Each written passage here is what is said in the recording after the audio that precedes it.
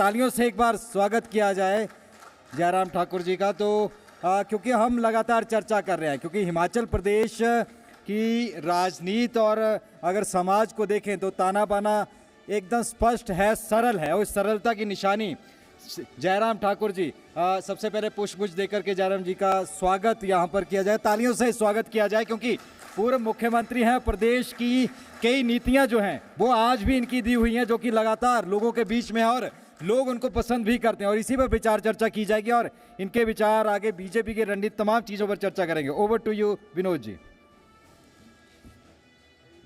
बहुत बहुत शुक्रिया नितिन। जी मीडिया समृद्धि संवाद है, यहाँ सत्ता पक्ष भी है, यहाँ विपक्ष भी है, और वो तस्वीर हिमाचल की दिल्ली तक, पूरे हिमाचल के कोने कोने तक पहुँचाने की सर हमारी मुहिम है कि आज एक बड़ा कॉन्क्लेव किया जाए आप लोगों के बीच में। आप लोग रहें, हिमाचल की बात करें, जिसका जैसा मन हो वैसी बात करें, और पूरा ये इंटरव्यू आपका अनकट इसी समय से लाइव शुरू हो चुका है।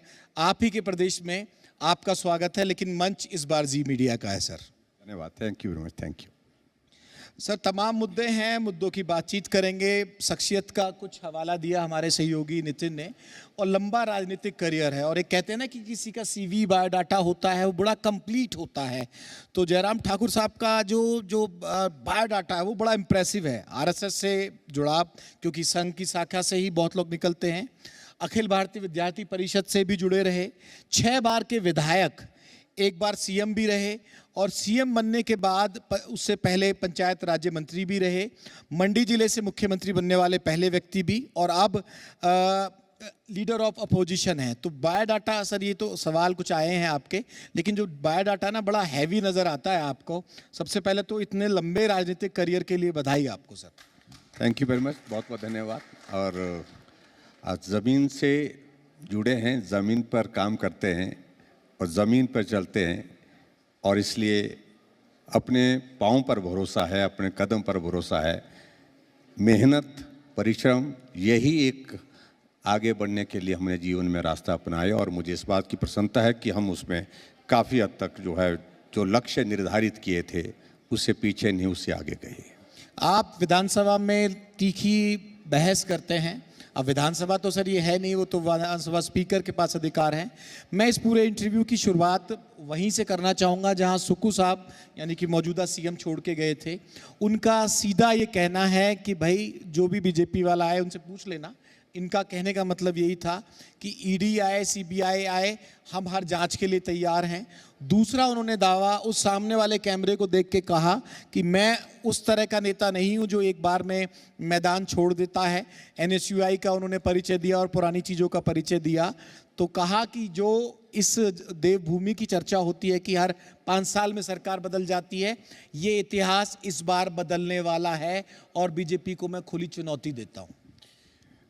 देखिए, गलतफहमी में रहना है तो रहें, हमें कोई आपत्ति नहीं है, लेकिन हकीकत यह है कि ये सरकार हिमाचल प्रदेश में लोकप्रिय सरकार के रूप में पहले दिन से ही नहीं जानी जाती है, क्योंकि मुख्यमंत्री के खिलाफ 1 साल के छोटे से कार्यकाल में ही बगावत हो गई। 6 विधायक उनकी ही पार्टी के छोड़ करके चले गए। उनके नेतृत्व में कहा, उन्होंने कहा इनके नेतृत्व में हम काम कर ही नहीं सकते हैं, हम घर बैठ जाएंगे, लेकिन उसके बावजूद भी हम इनके साथ नहीं चल सकते हैं। तो सबसे बड़ी बात है कि उनके नेतृत्व पर एक बहुत बड़ा प्रश्न चिन्ह उनके ही लोगों ने खड़ा किया, और राज्यसभा की सीट बहुमत होने के बावजूद भी, प्रचंड बहुमत होने के बावजूद भी कांग्रेस हारी, भाजपा जीती। ऐसी सूरत में मुझे लगता है कि नेतृत्व पर उनको बात करनी ही नहीं चाहिए। और जहाँ तक वो कह रहे हैं कि हम जीतेंगे कैसे? अभी ताज़ा तरीन जो है वो आपके सामने एक ज़मीनी हकीकत आई है। 12 जिलों में 10 जिला परिषद बीजेपी जीती है। निगम के मेयर और डिप्टी मेयर के 4 में से 3 बीजेपी के बने हैं। ब्लॉक समिति और पंचायत प्रधान के जो चुनाव, उनका जिक्र कर रहे हैं आप। मैम देखिए, मैं इस बात को वही कह रहा हूँ, मैं लोकतंत्र की सबसे छोटी इकाई पंचायत होती है, और ज़मीन से आवाज़ आई है, छोटी इकाई से आई है कि 70% भारतीय जनता पार्टी पंचायतों में जीती है, जिला परिषद हिमाचल प्रदेश में 12 है, 12 जिले हैं, 12 जिलों में 12 जिला परिषद होगी। 10 में भारतीय जनता पार्टी का प्रचंड बहुमत है, 6 में हम जीत चुके हैं। और इसके अलावा नगर निगम में 4 जगह चुनाव हुआ, पार्टी के सिंबल पर चुनाव हुआ। 4 में से 3 जगह भारतीय जनता पार्टी, धर्मशाला, सोलन और मंडी में हम जीते हैं, प्रचंड बहुमत के साथ जीते हैं। मंडी में तो 1 सीट मिली है उनको। और ऐसे में हिमाचल प्रदेश में जो संदेश आया है बड़ा साफ और स्पष्ट है कि जमीन पांव तले खिसक चुकी है। लेकिन उसके बावजूद भी उनकी स्थिति तो वैसी लग रही है मुझे जैसे ममता बनर्जी जी की चुनाव का परिणाम आने के बावजूद भी कहा कि मैं त्यागपत्र नहीं दूंगी। हम यहाँ त्यागपत्र नहीं मांग रहे हैं उनसे, लेकिन हम इतना जरूर कह रहे हैं कि स्थिति एक जैसी है। ये इस हकीकत को भी नहीं समझ पा रहे हैं। आप 4 लोकसभा की सीटें हार गए सत्ता में रहते हुए, आप राज्यसभा की सीट हार गए सत्ता में रहते हुए, आप पंचायत के चुनाव में बिल्कुल उखड़ गए। उसके बावजूद भी कह रहे कि हम वो रिकॉर्ड बनाएंगे। 1985 के बाद हिमाचल प्रदेश में एक बार भाजपा, एक बार कांग्रेस, एक बार भाजपा, एक बार कांग्रेस चली आ रही है। और अब की बार तो हिमाचल प्रदेश में कांग्रेस ऐसे हारेगी जैसी आज से पहले कभी नहीं हारेगी। हम इस बात को कहते हैं कि पूरी की पूरी कांग्रेस का विधायक दल ऑल्टो गाड़ी में फिट होगा, क्योंकि मुख्यमंत्री जी बजट पेश करने के लिए ऑल्टो में आते हैं, उसी गाड़ी में पूरा विधायक दल फिट होगा। कैसे रिश्ते हैं सीएम साहब के और एलओपी के? देखिए रिश्ते की बात, मतभेद या मनभेद मत देखिए, हम काम की सार्थक राजनीति की तरफ, काम की दृष्टि से तो हम आमने सामने हैं। मेरा धर्म जो है, मैं उस धर्म का पालन करता हूं। मैं विपक्ष का नेता हूं। सरकार की हर बात पर, हर फैसले पर, जन विरोधी फैसले पर हमारी पैनी नजर होती है। हम विरोध करते हैं, विधानसभा के अंदर करते हैं, बाहर करते हैं, चौक चौराहे पर करते हैं। और सरकार में उनका धर्म सरकार चलाना है, वो चला रहे हैं, लेकिन चल नहीं रही है सरकार गिरते पड़ते चल रही है, लड़खड़ाते चल रही है, ये सच्चाई है। एक आरोप आप पर लगाते हैं कि भाई जयराम जी जब सीएम थे, मैंने कोविड में अपनी जो सैलरी होती है निजी को उससे दिया, और भाजपा वाले प्रयास नहीं करते हैं। डेफिसिट का जब मामला आया केंद्र से आता है, ना तो आपके सांसद जाते हैं, ना आप मोदी जी से बात करते हैं। सबको उन्होंने लपेटा, सबको उन्होंने घेरा, और मैंने अब भी बहुत कुछ दिया। तो इस प्रदेश को आगे ले जाने के लिए जो विपक्ष की भूमिका होनी चाहिए थी कि आप लोग केंद्र में बैठे हुए हैं, वो यहाँ के सांसदों का रिप्रेजेंटेशन वहाँ नज़र नहीं आता है। कोई दिल्ली में जाकर बात नहीं करता, ये बड़ा आरोप लगाते हैं। और पक्षपात का आरोप लगाते हैं कि भाजपा पक्षपात कर रही है हिमाचल से, क्योंकि यहाँ हिमाचल में कांग्रेस की सरकार है। देखिए, ये रोना रोते रोते उनके 4 साल बीत गए। सच्चाई इससे हट करके है। अगर हिमाचल प्रदेश अगर 2 कदम 4 कदम आगे चल भी रहा है आज की तारीख में, इसकी वजह एक है कि नरेंद्र मोदी जी हमारे देश के प्रधानमंत्री हिमाचल को अपना घर मानते हैं, हिमाचल के लिए हर तरह से मदद कर रहे हैं। कहीं किसी तरह से एक चीज में बताइए कि कहां कटौती की गई। डेफिसिट डीआरएस जो देखिए, आरडीजी की अगर बात कहते हैं, रेवेन्यू डेफिसिट ग्रांट, ये फाइनेंस कमीशन तय करता है। फाइनेंस कमीशन की रिकमेंडेशन थी कि पूरे 17 राज्यों को, ये हिमाचल का विषय नहीं है, 17 राज्यों को जहां रेवेन्यू डेफिसिट ग्रांट मिलती थी, 17 के 17 राज्यों को बंद की, ना कि सिर्फ हिमाचल प्रदेश को बंद की। एक बात तो ये है, हिमाचल के साथ अन्याय करने का विषय नहीं है ये। बात यह है कि जब फैसला पूरे देश के संदर्भ में लिया जाता है तो फैसला सबके लिए बराबर लिया। और 17 राज्यों में मेजॉरिटी राज्य वो थे जहां भारतीय जनता पार्टी का शासन है। उत्तराखंड उसमें शामिल है, नॉर्थ ईस्ट की स्टेट्स उसमें है, बहुत सारे राज्य हैं जहां भाजपा का शासन है। इनके पास राज्य है कितने? 3 तो राज्य हैं, और 3 राज्यों में से रेवेन्यू डेफिसिट ग्रांट अगर किसी राज्य को मिलती तो वो सिर्फ हिमाचल है। तो इसलिए हिमाचल के साथ अन्याय करने का तो प्रश्न पैदा नहीं है। लेकिन जो केंद्र से जो मदद मिल रही है, कभी तो उनका शुक्रिया करना चाहिए, उनका धन्यवाद करना चाहिए केंद्र सरकार का। आज अगर सड़कें बन रही है, प्रधानमंत्री ग्राम सड़क योजना की 4 लेन बन रहे हैं, तो एनएचआई का बजट जो हमारा आ रहा है तो उसके माध्यम से बन रहे हैं। आज अगर हिमाचल प्रदेश में सड़कें और पुल आगे बढ़ रहे हैं तो सीआईआरएफ का पैसा मिल रहा है, पीएमजीएसवाई का पैसा मिल रहा है। तो इसके अलावा अगर हमारे जल शक्ति डिपार्टमेंट में अगर काम हो रहा है तो हमारे जल जीवन मिशन का पैसा आ रहा है। केंद्र सरकार से पैसा आ रहा है, लेकिन उसके बावजूद भी इस बात को लेकर के गा करके बार बार इस बात को कहना कि केंद्र से मदद नहीं मिल, कितनी मदद हिमाचल प्रदेश को मिली। अभी हाल ही में हिमाचल प्रदेश को 3,920 करोड़ रुपए की स्पेशल असिस्टेंस मिली हिमाचल प्रदेश को। 50 साल के लिए बिना ब्याज के पैसा मिला है, और वो सारा का सारा पैसा कहाँ खर्च कर रहे हैं? होना तो डेवलपमेंट पे होना चाहिए था, लेकिन वो सारा सैलरी, पेंशन और अपनी गारंटी को पूरा करने की दिशा में उस पर खर्च कर रहे हैं। वो कह रहे हैं कि हम तो जनता से जुड़ते हैं, इसीलिए जन योजनाओं को बंद नहीं करेंगे, हम दबेंगे नहीं कम पैसे की वजह से। उन्होंने जो अनाथ बच्चे ले रखे हैं उसका जिक्र किया, ओपीएस का जिक्र किया, जो आप लोगों की गले की फांस बन गई थी पिछली बार। लेकिन मैं एक बात जरूर कहना चाहता हूं कि 4 साल का कार्यकाल प्रदेश की सरकार का पूरा होने जा रहा है। 4 साल के कार्यकाल में एक भी योजना ऐसी नहीं है जिस योजना को हम कह सकते हैं कि ये लोगों के जुबान और जहन पर छा गई है।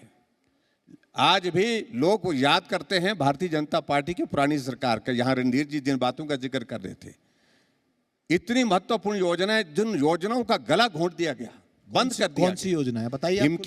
हिमकेयर हमने जो है आयुष्मान भारत केंद्र सरकार ने योजना शुरू की पूरे देश के लिए कि गरीब लोगों के इलाज के लिए मदद करें। 5 लाख रुपए का हेल्थ कवर उसके अंतर्गत किया। और आयुष्मान भारत के बाद जो हिमाचल प्रदेश में जो कवरेज के लिए जो लोग छूट गए थे, वो सारा का सारा हमने कवर किया। हिमकेयर स्टेट गवर्नमेंट की योजना चलाई और 5 लाख रुपए का हेल्थ का जो है हेल्थ कवर उसमें दिया गया। और उस योजना को बंद कर दिया। बंद नहीं किया, लेकिन उसका गला घोंट कर दिया। सारी इंक्वायरियां कर दी हैं और उसको बंद करने के लिए बदनाम करने की कोशिशें की जा रही हैं।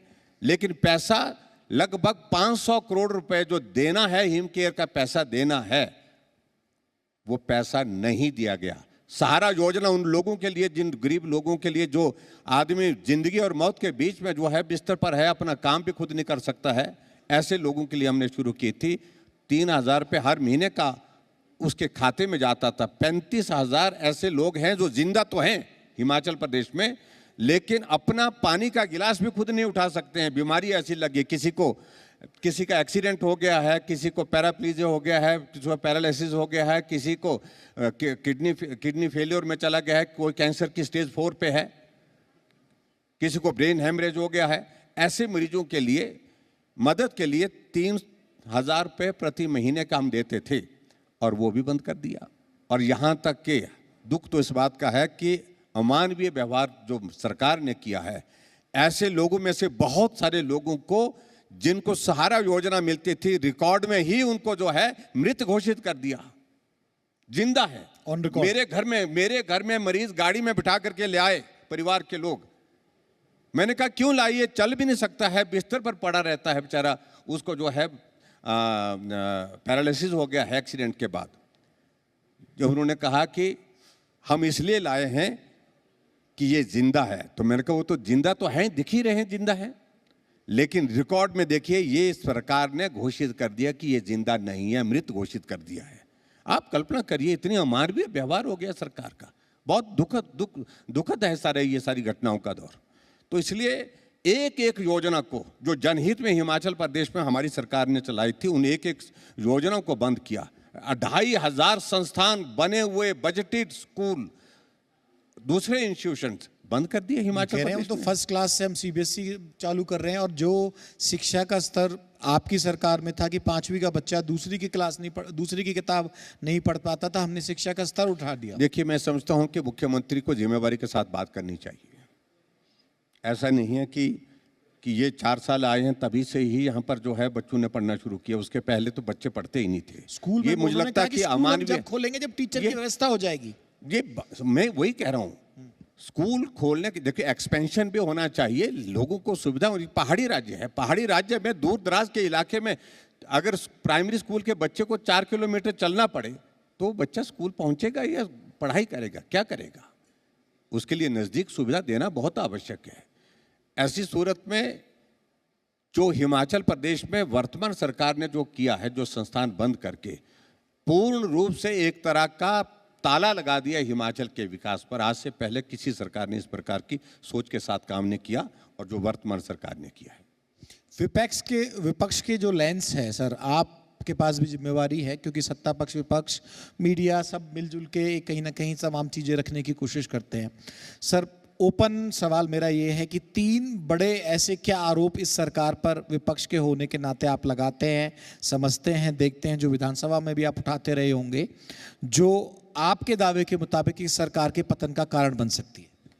सबसे बड़ा आरोप तो ये सरकार आकंठ भ्रष्टाचार में डूबी हुई है। गंभीर आरोप, चौक चौराहे पर बच्चा बच्चा बात कर रहा है। और अब तो बाकियों की तो बात छोड़िए, कांग्रेस पार्टी का एक पदाधिकारी जो सीपीएस रहे, विधायक रहे और स्टेट के वाइस प्रेसिडेंट, तो वही कहते हैं कि 3 अटैची दिल्ली भेजने पड़ते हैं, 2 अटैची शिमला रखने पड़ते हैं। हम तो नहीं कह रहे हैं, उनका ही। अटैची का किसके पास जाती है? अटैची का बड़ा जिक्र आता है। अटैची का जिक्र उनका ही कांग्रेस पार्टी का नेता कर रहा है। यह स्थिति है। अब आप अंदाजा लगाइए कि हिमाचल प्रदेश में भ्रष्टाचार इस हद तक हो गया है कि जितने भी अधिकारी प्रमुख पदों पर हैं, जिनको भारतीय जनता पार्टी की सरकार के दौरान हमने फासले पर रखा, अगर दायित्व दिया था, कोई जिम्मेवारी थी उस जिम्मेवारी से मुक्त किया। इस कारण से, क्योंकि क्रेडिबिलिटी का विषय था, इंटेग्रिटी का विषय था। और यहां चारों तरफ कौन लोग बैठे हैं? वही अधिकारी जिनको हमने काम से मुक्त किया था, वही एडवाइजर बनकर के सरकार को चला रहे। एक बात। दूसरी बात मैं ये भी कहना चाहता हूं, चारों तरफ जो है, यहां मंत्रिमंडल थोड़ी काम करता है। मंत्रिमंडल तो नाम का है, तो मित्र है, मित्र मंडल काम करता है यहां पर। और मित्र मंडल का मतलब यह है, जो इनके साथ पहले बिजनेस पार्टनर हुआ करते थे, ठेकेदारी करते थे। चलो व्यवसाय करना कोई बुरी बात नहीं, सुखू जी ठेकेदार थे पहले। जो ठेकेदार में ठेकेदारी के साथ इनके साथ पार्टनर थे, वो एडवाइजर बने हैं कैबिनेट रैंक के साथ। वो मीडिया एडवाइजर है, मतलब सारे एडवाइजर इनके सारे ठेकेदार हैं। आज भी उनके पार्टनरशिप जो चली है। मैं एक छोटा सा उदाहरण देता हूं। अभी जो चर्चा का विषय बना है, 100 करोड़ रुपए की लैंड का डील का मामला मुख्यमंत्री के कार्यालय के उनके एक एडवाइजर के करीब पहुंचा, उनके परिवार के ऊपर हमला हुआ है। आखिरकार क्यों हुआ? इसका जवाब मांग रहा है, प्रदेश मांग रहा है, कोई जवाब देने की स्थिति में नहीं हो पा रहा है। एक प्रोजेक्ट लगाया वहां पर पेखूबेला, जो जमीन पर ही नहीं रह गया, जिसमें लगभग 140 करोड़ रुपए खर्च कर दिया गया। 35 मेगावाट का जो सोलर प्रोजेक्ट, और उससे कम कॉस्ट में उतनी ही कैपेसिटी का हरियाणा में, उसे बहुत कम दाम पर, उससे बहुत कम पैसे पर बन करके तैयार हुआ, वो चल रहा है। और चारों तरफ जो खनन माफिया जिस प्रकार चला, भ्रष्टाचार की मैं कितने उदाहरण दूं, मैं मतलब हम कहें तो बहुत ज्यादा है वो। ये सारा एक तो ये है। आपने 3 प्रश्न पूछे हैं, मैं एक मैंने।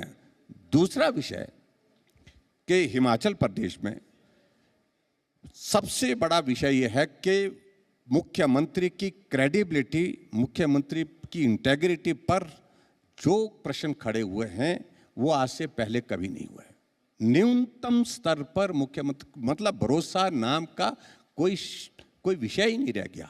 मुख्यमंत्री जी झूठ बोलते हैं, विधानसभा के अंदर झूठ बोलते हैं, जनसभा में झूठ बोलते हैं, देश के अंदर झूठ बोलते हैं, देश के बाहर जाते हैं झूठ बोलते हैं।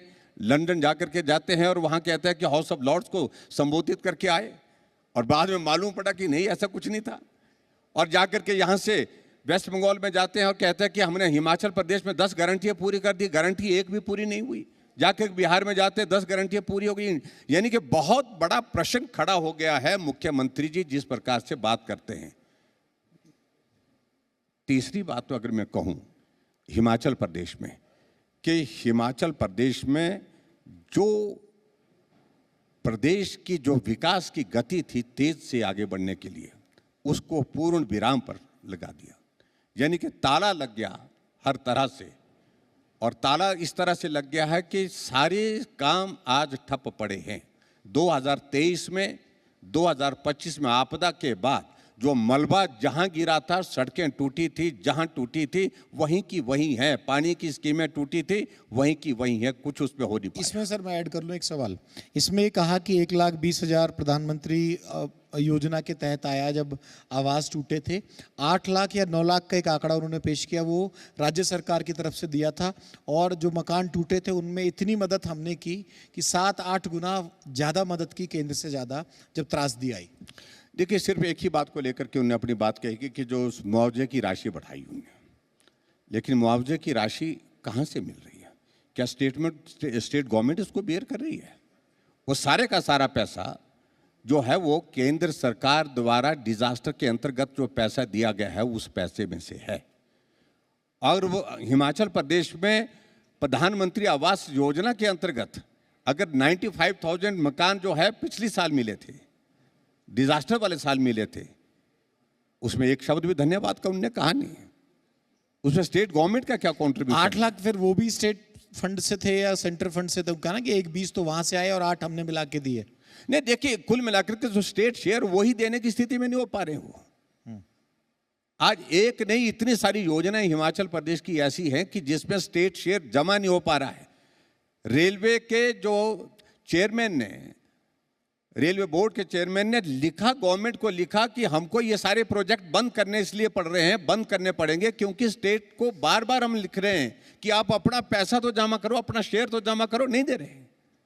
जो पैसा भारतीय जनता पार्टी की सरकार के दौरान दिया गया था, चाहे वो लैंड एक्विजिशन के लिए दिया गया था, चाहे लैंड एक्विजिशन के अलावा जो है वो जो उसमें कंस्ट्रक्शन कॉस्ट पर दिया गया था, उसके अलावा कुछ नहीं कर रहे हैं। तो ये स्थिति हिमाचल प्रदेश में जो चिंता का विषय बना हुआ है। और आज की तारीख में हिमाचल प्रदेश में विकास पर तो बात ही नहीं होती है। मुख्यमंत्री सिर्फ और सिर्फ कोशिश कर रहे हैं कि विकास की बात ना करके सरकार चल पड़े और 5 साल का कार्यकाल पूरा करे, इसके लिए प्रयत्न कर रहे हैं। नहीं, वो तो उससे आगे की बात कर रहे हैं सर। इसी में सवाल जोड़ देता हूँ। वो कहते हैं कि भाई भाजपा वाले सोशल मीडिया के माध्यम से हमारे खिलाफ बनाते रहते हैं और मेरा सीधा कनेक्शन, मेरी सरकार का सीधा कनेक्शन जनता से जुड़ाव है। मैं कोई योजना बंद नहीं होने दूंगा, कोई फंड की कमी नहीं है। हिमाचल के बारे में गलत परसेप्शन बनाई जाती है। हमने कम फंड मिले केंद्र से, उसके बावजूद भी आत्मनिर्भर बनने की और उन्होंने ये भी चैलेंज दे दिया सामने देखते हुए कि भाई आने वाले सालों में ही आत्मनिर्भर हिमाचल बना के हम दिखाएंगे और जोर हम तेजी से बढ़ रहे हैं। देखिए, इसलिए मैं कह रहा हूँ कि मुख्यमंत्री जो कहते हैं भरोसा तो कोई करता नहीं है, ना उनकी पार्टी के लोग करते हैं, ना उनके मंत्री करते हैं। प्रदेश की तो बात छोड़िए, भरोसा नाम समाप्त हो गया है। वहाँ पर कोई भरोसा नहीं करता क्योंकि वो झूठ बोलते हैं। मैं हैरान होता हूँ इस बात को लेकर के। यहाँ परिस्थिति ऐसी है प्रदेश के अंदर कि कर्मचारियों को सैलरी देने के लिए पैसा नहीं है, पेंशनर्स को पेंशन देने के लिए पैसा नहीं है, कर्मचारी हर चौक पर धरने पर बैठा हुआ है और उसके बावजूद बोलते हैं कि हम 2027 में आत्मनिर्भर हो जाएंगे और 2032 में हम हिमाचल प्रदेश जो है देश का सबसे समृद्ध राज्य बनेगा। हमने कहा वो फार्मूला है क्या? हर महीने ट्रेजरी बंद होने की नौबत आ रही है। हर महीने जो है एचआरटीसी के लोग धरने पर बैठ करके प्रदर्शन करके सैलरी के लिए बात कर रहे हैं। ऐसी स्थिति में हिमाचल प्रदेश के लोगों को आप झूठ बोल करके साबित क्या करना चाहते हैं? आपके समय में तो क्या सिचुएशन थी? चलो सर यहाँ से लेते हैं, जब आप भी तो सीएम रहे हो सर, उस समय क्या सिचुएशन थी ट्रेजरी की? नहीं, देखिए, उस वक्त हमारे दौरान तो कम से कम ऐसी स्थिति, एक सबसे बड़ी बात थी, मैं इस बात को दावे के साथ कह सकता हूं, हिमाचल प्रदेश में पिछली 5 साल बीजेपी की सरकार में आप कहाँ छोड़ के गए थे? कितना ट्रेजरी में था, कितना कर्जा था? मैं वो कह रहा हूँ, मैं आपको वही बात कह रहा हूँ। मैं हिमाचल प्रदेश में जब हम सत्ता में आए थे लगभग 48,600 करोड़ रुपीस का जो है वो ऋण हिमाचल के ऊपर था। जब हिमाचल प्रदेश को हमने छोड़ा 2022 में तो इट वाज 69,600 करोड़ रुपीस। और आपको बताऊँ मैं, लगभग हमने 19,000 के लगभग करोड़ ऋण लिया। वर्तमान सरकार ने अभी तक लगभग 50,000 करोड़ रुपए का ऋण ले लिया और हिमाचल प्रदेश का ऋण आज जो है 1,15,000 करोड़ रुपए से ऊपर हो गया। हाईएस्ट ऋण अगर किसी मुख्यमंत्री ने लिया, सबसे ज्यादा ऋण लिया तो वर्तमान सरकार ने लिया। प्रश्न ये होता है जब ऋण लिया जा रहा है तो वो खर्च कहाँ हो रहा है? हमारे टाइम में सड़कें बनी, highest number of kilometre 4700 kilometre सड़क हिमाचल प्रदेश में 5 साल के कार्यकाल में बनी, हाईएस्ट एवर।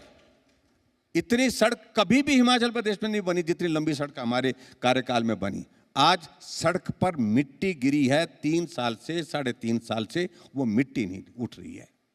ये स्थिति है हिमाचल प्रदेश में। विकास की तो बात छोड़िए। और इस तरह से जल जीवन मिशन में सबसे ज्यादा पैसा, सबसे ज्यादा घरों को नल से जल और शुद्ध जल के साथ जो है कनेक्ट किया तो भारतीय जनता पार्टी की पूर्व सरकार ने किया, जल जीवन मिशन के अंतर्गत हाईएस्ट नंबर। तो अभी इन सारी चीजों का जवाब इनके पास है नहीं। आज तो सारे लोग इस बात को पूछते हैं कि जो दौर विकास का काम का वो था, ठीक है, हमने ऋण लिया, हमने 19,000 करोड़ के लगभग लिया, ये 45,000 करोड़ से ज़्यादा का ऋण ले चुके हैं अभी तक। आप अंदाज़ा लगाइए, आप कल्पना करिए, ऋण ले रहे हैं तो आखिरकार काम क्यों नहीं हो रहा है? क्योंकि इनके पास विजन नहीं है, काम करने का अनुभव नहीं है। और सबसे बड़ी बात यही है कि जो मुख्यमंत्री आज की तारीख में बने हैं, उनके पास उनकी समस्या एक है कि जब तक हिमाचल प्रदेश में कांग्रेस की सरकार जब भी रही, उन्हें किसी भी दायित्व पर काम करने का मौका नहीं मिला। सिर्फ पार्टी के अध्यक्ष बने रहे, वो केंद्र का आशीर्वाद रहा होगा उनके ऊपर, लेकिन प्रदेश में जब तक वीरभद्र सिंह जी रहे उनके ऊपर कोई दायित्व नहीं रहा। इसलिए अनुभव एक बहुत बड़ा प्रश्न है उनके जीवन का। जो सोचते हैं वो अलग तरह की सोचते हैं, अलग तरह से करने की कोशिश करते हैं, लेकिन फजीहत होती है। हर रोज़ फैसले लेते हैं, कोर्ट में वो उल्टे हो जाते हैं, सारे फैसले रुक जाते हैं। तो फैसले जब बिना सोचे समझे लिए जाते हैं, अनुभव की कमी और बिना सोचे समझे फैसले लेना है, मैं ही ठीक हूँ बाकी कोई ठीक है ही नहीं, इस सोच के साथ तो प्रदेश नहीं चल सकता है। टीम के साथ चलना पड़ता है, कंसेंसस बना करके चलना पड़ता है, विजन के साथ चलना पड़ता है। तो ऐसी सोच जो है वर्तमान सरकार में है नहीं। इसलिए तो स्थिति ऐसी हो गई कि मंत्री किनारे बैठ गए हैं, क्योंकि उनको काम करने का मौका ही नहीं मिलता है, काम करने का अवसर ही नहीं मिलता है। मंत्री जाते हैं उद्घाटन करने के लिए, शिलान्यास करने के लिए, उनको शिलान्यास करने से रोक दिया जाता है, उनको उद्घाटन करने से रोक दिया जाता है। हाल ही में अभी मंत्री जो है वो शिलान्यास की पट्टिका लग गई, पूरे बाजे गाजे के साथ लोग वहां पर आ गए, स्वागत हो गया, अभिनंदन हो गया, पंडित बुला लिए गए, उद्घाटन की पट्टिका खोलने लगी, तब तक के लिए मुख्यमंत्री जी का फोन जाता है और उद्घाटन रोक दिया जाता है। तो इसलिए बहुत बड़ी निराशा, नाराजगी उनके अपने ही लोगों के बीच में है। बिल्कुल सर, विपक्ष है, विपक्ष में बखूबी आपने बातें रखी। अब एक सीधा सवाल आपसे भी, आप कांग्रेस की गुटबाजी पे सवाल उठाते हैं। अब कांग्रेस कहती है कि भाजपा भी गुटबाजी से अछूती नहीं है। पहले ये तय करके बताए भाजपा की मेरा चैलेंजर कौन है। एक डिफेंडर होता है, एक चैलेंजर होता है। मैं कुर्सी पे बैठा हूं, मुझे तो यही नहीं पता कि 5 लोग हो आप और उन 5 में एक सेमीफाइनल का मैच होगा, जो सेमीफाइनल जीत लेगा उससे मौजूदा सीएम साहब कह रहे हैं मुकाबला करने के लिए तैयार हैं। अलग अलग दावेदार हैं आप लोगों के। इसी से जुड़ा हुआ सवाल है, क्या आप कह सकते हैं कि अगला चुनाव जो भाजपा लड़ेगी हिमाचल में, आपके चेहरे पे लड़ेगी? देखिए, पहली बात तो पहले तो मैं उनके जो प्रश्न का जो आपने पूछा है उसका जवाब देता हूं कि मुख्यमंत्री जी आप गलतफहमी में ना रहें। मैं बड़ा साफ कह रहा हूं, भारतीय जनता पार्टी में कोई गुट नहीं है। भारतीय जनता पार्टी एकजुट है। नरेंद्र मोदी जी हमारे नेता हैं और आज भारतीय जनता पार्टी देश की नहीं दुनिया की सबसे बड़ी पार्टी है। और दुनिया की सबसे बड़ी पार्टी होने के साथ देश के 12 राज्यों में सरकारें हैं, गठबंधन और भाजपा की सरकारें हैं। इसलिए ये ज्ञानवर्धन आप किसी और को दें। दूसरी बात मैं उनको ये पूछना चाहता हूँ, आप पार्टी के अध्यक्ष रहे, आपका इंटरव्यू देखेंगे सर, पूछ लीजिए, डायरेक्ट पूछ लीजिए। हाँ जी, पार्टी के वो अध्यक्ष रहे और पार्टी के अध्यक्ष के नाते मैं इस बात को कहना चाहता हूं कि आखिरकार जब तक वो अध्यक्ष रहे वो पार्टी के अध्यक्ष थोड़ी रहे, एक गुट के अध्यक्ष रहे। और आज अगर सरकार चला रहे हैं, मुख्यमंत्री हैं, तो वो मुख्यमंत्री सरकार के नहीं है, वो एक गुट के नेता हैं। जो मित्रों की सरकार चल रही है उनके ही नेता के रूप में है। बाकी नेता मानते नहीं है, उनको मानते ही नहीं है। बात तो ये सबसे बड़ी बात है। इसलिए तो आपको तरों में कि बहुत सारे विधायक नाराज हो गए। आलाकमान तो उनके साथ है, लेकिन अल्टीमेटली जहां तक वो कहते हैं कि मुकाबला किसके साथ, आपका मुकाबला भाजपा के साथ होगा। भाजपा मजबूती के साथ खड़ी कौन है। भाजपा में और कौन? भाजपा सामूहिक नेतृत्व जिस प्रकार से पूरे आप देश सर के अपना अंदर नाम क्यों नहीं ले रहे हैं? न, मैं तो हूं आज की तारीख में, मैं विपक्ष के नेता है, पहले तो हमसे निपटले, पहले तो चेहरा- हमसे निपटले, चेहरा वही सर। वही उनको कठिनाई हो गई है। चेहरा चेहरे के बारे में तो हमारी पार्टी का नेतृत्व तय करता है। बड़ी साफ बात कर रहा हूं कि भारतीय जनता पार्टी का हमारा मैं कैसे भी पार्लियामेंट्री घुमा के बोर्ड तय करेगा। पूछ लूं, आप फंसेंगे नहीं उसमें। नहीं, देखिए सीधी सी बात है, पार्टी का नेतृत्व तय करता है। अंदर तो सर पता ही होता होगा आप लोगों को। नहीं, देखिए सारी चीजों को लेकर के मैं इतना ही कहना चाहता हूं कि पार्टी अनुशासित पार्टी है, पार्टी का नेतृत्व तय करता है, वही चेहरा होता है। और इस बात को लेकर के सुखू जी आप तय नहीं करने वाले हैं। और मुझे तो बहुत बड़ा यही लगता है कि आप भी चेहरे होंगे कि नहीं होंगे, इस बात पर भी कांग्रेस के लोग विचार कर रहे हैं। नहीं, सारा ये- कांग्रेस का लीडरशिप ये दिल्ली से यहाँ समझा दीजिए, क्या कहना चाह रहे हैं आप? ये मैं ये कह रहा हूं कि जमीन से आई आवाज अभी हाल ही में पंचायत के चुनाव में, नगर निकाय के चुनाव में, जब कांग्रेस बुरी तरह से आ गई, दिल्ली की हाईकमान की सांसें फूली, हाँफते हाँफते शिमला के पहाड़ पर यहाँ पर पहुंच गई इनकी प्रभारी, इनके और नेता, और कहने लगे सुखू जी ये क्या हो गया कि अब तो ऐसे में बहुत मुश्किल होगा। और प्रश्न खड़ा हो गया कि क्या आपके नेतृत्व को स्वीकार किया जाए, क्या आपके नेतृत्व को जारी रखें या बदल दें, ऐसे प्रश्न उनके सामने खड़े हो गए। इसलिए वो सारी चीज़ों को दाएं बाएं घुमाने की कोशिश कर रहे हैं। आप अपने आप बचा सकते हैं तो बचा लो। और मुझे लगता है कि कांग्रेस के अंदर पूरी तैयारी हो गई है, पूरी तैयारी हो गई है। आपके नेतृत्व से जो है वो निजात पाने के लिए बहुत सारे लोग काम में लगे हैं, जुटे हैं, आपके साथ दिखते हैं लेकिन साथ नहीं है। सर दो आखिरी सवाल। कोई ऑपरेशन लोटस आप लोगों ने चलाया था जो कामयाब नहीं हुआ हिमाचल में, और चुनाव अगर आएंगे नज़दीक तो जो भर्ती खुलती है ना, भर्ती कहते हैं, भर्ती सरकारी भी होती है, भर्ती पॉलिटिकल भी होती है, भाजपा हिमाचल में भर्ती खुलेगी बाहर से आने वाले लीडर्स के लिए कि नहीं खुलेगी, और उसका क्राइटेरिया क्या होगा?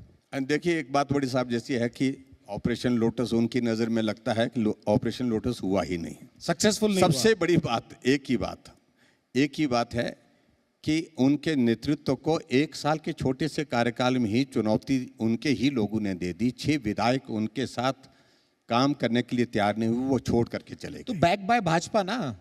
नहीं, देखिए इस बात को सीधा है, आखिरकार उनके नेतृत्व को तो अस्वीकार कर दिया। उन्होंने कहा घर बैठ लेंगे लेकिन उनका नेतृत्व स्वीकार नहीं हमको, और आखिरकार वो छोड़ करके चले गए। छोड़ने के बाद उन्होंने कहा कि हम आपकी पार्टी में आना चाहते हैं। हमने कहा स्वागत है, आप आइए हमारी पार्टी में आइए। तो ऐसे में उनको इस बात को मानना पड़ेगा कि हिमाचल में कांग्रेस के इतिहास में, बीजेपी के इतिहास में कभी ऐसा नहीं हुआ कि 1 साल के कार्यकाल में बगावत नेतृत्व के खिलाफ हुई, नेतृत्व के खिलाफ बगावत हुई तो सुक्खू जी की हुई। इसमें तो असफलता उनकी है। और आपको ये भी मालूम है कि ये राज्यसभा का चुनाव हुआ, उसमें कांग्रेस बहुमत होने के बावजूद हार गई। इन सारी चीजों को लेकर दूसरा सवाल मेरा भर्ती को लेकर था कि क्या दूसरे दलों से नेता भाजपा में लिए जाएंगे? देखिए भारतीय खासतौर से जनता पार्टी कांग्रेस- में बहुत सक्षम नेतृत्व है, अपने पास ही है, बहुत बड़ा हमारे पास पार्टी का कैडर है, समर्पित कार्यकर्ताओं की हमारे पास बहुत सारी सर, इतना लंबी तो चौड़ी बता लिस्ट दें। है। लेकिन सर को अप्रोच लेकिन कर फिर रहा है भी- कि नहीं? फिर भी उसके हेडलाइन बावजूद तो ले जाऊं एक आध। लेकिन हम सबको नहीं लेंगे, थोड़े थोड़े लेने की बात आएगी तो उस पर सोचेंगे, मेरिट पर विचार करेंगे। संपर्क में है संपर्क में तो बहुत सारे लोग हैं, कांग्रेस के भी हैं। बहुत सारे लोग हैं संपर्क में, पहले भी रहे हैं, कुछ आए हैं, लेकिन कुछ लोग संपर्क में विचार करेंगे। उन सारी चीज को लेकर के पार्टी का हमारा नेतृत्व तय करेगा। तो ये आप कह रहे हैं कि थोड़े थोड़े लेंगे और सोच समझ के लेंगे? लेकिन सोच समझ के लेंगे, जल्दबाजी में नहीं करेंगे और सबको नहीं लेंगे। ठीक है सर, एक आखिरी सवाल जो अयोध्या से लेकर हिमाचल तक आपको परेशान कर रहा है। जिस राम की आस्था पर भाजपा इतनी बड़ी पार्टी बनी, राम मंदिर भी बना और भव्य मंदिर बना, फंड भी इकट्ठे हुए, लेकिन उस फंड में ही चोरी हो गई। लोग बैठाए भाजपा से जुड़े हुए थे, अब उनको हटा दिया, इस्तीफा दे दिया, बहुत दे दिया, और पूरा देश, संत समाज भी कहीं ना कहीं इस चीज़ को लेकर बहुत नाराज है। और इसकी हवा या कहें इसका असर अब यहाँ देखने को मिला कि खुद सीएम साहब अपनी कैबिनेट को लेकर, यहाँ भी शिमला में एक राम मंदिर है, वहाँ गए और आप लोगों से गंभीर सवाल पूछे कि जिस राम के नाम पर आप आए थे, आप लोगों ने उनको भी नहीं छोड़ा। देखिए मैं इतना ही कहना चाहता हूं कि सिस्टम में चूक हुई है तो उस पर इंक्वायरी चली है, जांच चली है। मैं इस बात को कह सकता हूं कि जो दोषी हैं उनको बख्शा नहीं जाएगा। ये बड़ी साफ और स्पष्ट बात है, एक बात। दूसरी बात, इस सारे मामले को लेकर के मैं पहले तो मुख्यमंत्री जी से पूछना चाहता हूं, जब हिमाचल प्रदेश में कांग्रेस की सरकार बनी, मुख्यमंत्री बनने के बाद पहला बयान उनका था कि जिस प्रदेश में 97% हिंदू हैं वहां मैं हिंदूवादी पार्टी को हरा करके आया हूं। आपका क्या अभिप्राय था, क्या कहना चाहते थे? यानी कि आप सनातन के खिलाफ बोल रहे थे। आपके सनातन के खिलाफ जो एक जहर की एक भाषा जो आपके अंदर छुपी है उसको आप जाहिर कर रहे थे। आप अपने कांग्रेस पार्टी के नेतृत्व को खुश करने के लिए सारी चीजें कह रहे थे। और अब जब आज उनको लगता है कि सनातन के साथ जुड़ करके राजनीतिक लाभ होगा, तो भगवान रामचंद्र जी के मंदिर में जा करके वहां पर भजन करने लग पड़े। नहीं, चंदा चोरी उठा रहे हैं। चंदा चोरी का विषय मैंने कहा ना कि जांच हो रही है, जांच गंभीरता से हो रही है और सारी चीज को लेकर के दूध का दूध पानी का पानी होगा। उसमें ये मैं कह रहा हूं कि व्यवस्था से जुड़ा हुआ प्रश्न है, लेकिन उसके बावजूद इसमें आप इस सारी चीज के लिए भगवान रामचंद्र जी के मंदिर के निर्माण में जो आस्था के साथ जुड़े हुए सबको दोषी नहीं ठहरा सकते हैं। और जो लोग वहां पर इस सारी चीज में दोषी पाए जाएंगे उनके खिलाफ कार्रवाई हो करके रहेगी, सख्त कार्रवाई हो करके रहेगी। इस बात को लेकर के मैं आश्वस्त हूँ। आपके अनुभव का फायदा उठाते हुए एक भविष्यवाणी मैं आपसे करवाना चाहता हूँ। भविष्यवाणी इसलिए, 6 बार के विधायक, नेता प्रतिपक्ष, सीएम रहे और मंत्री रहे और तमाम पद आपने संभाले। सर मुझे ये चीज़ समझाइए कि पिछला जो चुनाव हुआ उसमें जो वोट परसेंटेज था वो बहुत करीब करीब 1% से भी कम था। अब जो अगला चुनाव हो गया, नहीं 27 का चुनाव होगा, it is gonna be 1-1 Congress versus BJP. आम आदमी पार्टी ने पहले बहुत कोशिश की थी, पहले उछाल मारा, फिर बाद में चुनाव से पहले ठंडे हो गए। 27 की जो पृष्ठभूमि लिखी जाएगी वो किस तरह की लिखी जाएगी? 2 फाइट आमने सामने की होगी या मल्टी कॉर्नर फाइट देखते हैं, या किस तरह की भूमिका बनती हुई नजर आ रही है? और ये मैं बतौर बीजेपी नेता से नहीं पूछ रहा हूँ, आपके अनुभव के हिसाब से पूछ रहा हूँ। नहीं, अनुभव के हिसाब से मैं एक बात कहना चाहता हूँ कि हिमाचल प्रदेश में दूसरी पार्टियां बहुत ज़्यादा रही नहीं। आज से पहले मुकाबला भाजपा कांग्रेस में होता है। और मैं इस बात को लेकर के जरूर कहना चाहता हूं कि पिछली बार हम सत्ता के बहुत करीब थे, सरकार बनाने के बहुत करीब थे। 0 सीट का डिफरेंस तो ज्यादा है, परसेंटेज नंबर ऑफ सीट्स का डिफरेंस है। हम बहुत सारी लगभग 10 सीटें हम जो है लगभग 1500 और 1000 के बीच में जो कम अंतर से आ रहे हैं। 36,000 वोट का डिफरेंस कांग्रेस और बीजेपी का टोटल है और 0.9%। लेकिन मैं इतना जरूर कहना चाहता हूं कि अब जो चुनाव 2027 का होगा इसमें एक तरफा जीत भाजपा की होगी। बहुत प्रचंड बहुमत के साथ भारतीय जनता पार्टी की सरकार बनी, कोई ताकत नहीं रोक सकती है। और अब की बार जो ये 0.9 का जो है ये 9% से ऊपर जाएगा भाजपा के पक्ष में। यानी कि वोट का डिफरेंस जो होगा कांग्रेस और भाजपा का 9% से ऊपर हो जाएगा, 10% से ऊपर जा सकता है। क्योंकि पूरा प्रदेश तहस नहस कर दिया, पूरे प्रदेश में अस्त व्यस्त कर दिया सारी व्यवस्था। त्रासदियों का असर है ना सर, बैक टू बैक 3 बार त्रासदियों का असर है। त्रासदियों का असर तो मैं मानता हूं, त्रासदी तो हमारे समय में कोविड से ज्यादा त्रासदी थोड़ी थी। कोविड के दौरान में हमारा 2 वर्ष का कार्यकाल तो उसी में निकल गया, कोविड में निकल गया। लेकिन उसके बावजूद भी सड़कें बन रही थी, पुल बन रहे थे, विकास के कार्य हो रहे थे, कॉलेज खुल रहे थे, कॉलेज के भवन बन रहे थे, यूनिवर्सिटियां बन रही थी। लेकिन यहां तो पूर्ण विराम है, संस्थान बंद हो गए।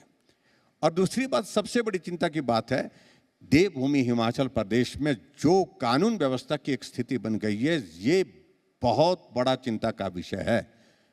आप अंदाजा लगाइए, पिछले कल की घटना हमारे बिलासपुर जिला के अंतर्गत 2 लोग एक आदमी को, एक नौजवान को कुल्हाड़े से काट रहे हैं। मुझे मालूम नहीं है जिंदा रहेंगे कि नहीं रहेंगे, लेकिन उसके बावजूद चौक पर, 4 लेन के चौक पर जो है कुल्हाड़े से काट रहे हैं। और इतने मल्टीपल उनको फ्रैक्चर्स और उनके घाव उनके शरीर पर हैं, बहुत क्रिटिकल कंडीशन में है। लॉ एंड ऑर्डर की सिचुएशन शिमला के शहर के अंदर नौजवान आते हैं, एक महिला को सिर पर गोली मार करके चले जाते हैं, उसकी हत्या कर देते हैं। शिमला के बहन वाला मैदान में एंगल था जो शायद, बहन वाला था जो शायद मेरी जान। हाँ, शिमला के अंदर हुआ ये, अभी कुछ दिन पहले हुआ। शिमला के माल रोड पर जो सब्जी काटने वाला जो होता है उस चॉपर, उससे जा करके नौजवान को काट करके पुलिस रिपोर्टिंग रूम के सामने उसकी हत्या कर दी। ऊना में जा करके वहां होटल में नौजवान को गोली मार करके वहीं भून दिया गया। कांग्रेस के विधायक के ऊपर गुंडे आते हैं, वो गोली चला करके चले जाते हैं पूर्व विधायक के ऊपर। और अब उसी का गैंग वार जो हमें पहली बार सुना था हमने, लेकिन वो हम अपनी आंखों के सामने हिमाचल प्रदेश में चिट्टा भी आ गया हिमाचल। चिट्टा कभी किसी जमाने में सुना करते थे, बॉर्डर के इलाके में एक दो घटनाएं होती थी हमारी गवर्नमेंट के दौरान। कसोल वाला एरिया, दूर दराज के इलाके में सर इसी में ऐड करूं, कसोल वाला एरिया या फिर कहीं धर्मशाला के ऊपर वाला जहां विदेशियों की मूवमेंट ज्यादा थी, वहां तो नशे की बात होती थी। अब चिट्टे का क्या, कितने डिस्ट्रिक्ट्स तक क्या कुछ? आज हिमाचल प्रदेश में डिस्ट्रिक्ट की तो बात छोड़िए, गांव गांव में पहुंच गया। ये बहुत बड़ी चिंता का विषय है। वो इनकी प्राथमिकता ही नहीं है। पूरा पुलिस का प्रशासन किस काम में लगा के रखा है? हमारी सीआईडी लेन के हमारे फोन रिकॉर्ड करने के लिए लगा के रखा हुआ है, लेकिन जो ऐसे कानून व्यवस्था से जुड़े हुए विषय पर उस पर तो ध्यान ही नहीं है। मीडिया को कोई साथी अगर टिप्पणी करता है तो उसका पेज उड़ा दिया जाता है, उसके खिलाफ एफआईआर दर्ज कर दी जाती है।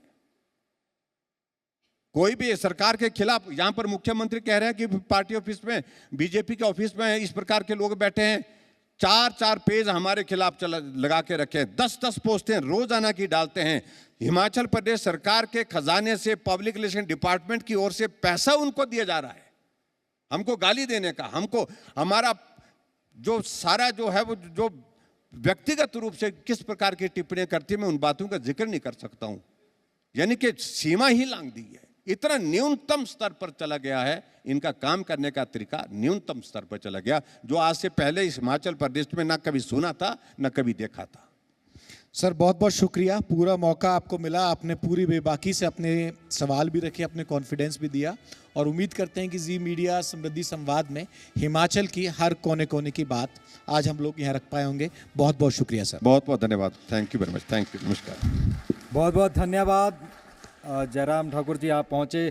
फिलहाल आप स्टेज पर है ना, आपका स्वागत फैसिलिटेशन किया जाएगा, ऑनर किया जाएगा। तालियों से स्वागत, तालियां नहीं रुकनी चाहिए, क्योंकि जिस तरीके से विचार चर्चा और जो योजनाएं जयराम ठाकुर जी अपने कार्यकाल के दौरान लेकर के आए थे, उन्हें आज भी सराहा जाता है, आज भी उनको काफ़ी ज़्यादा पसंद किया जाता है। केंद्र से चाहे योजनाएं लानी हो, चाहे प्रदेश की योजना।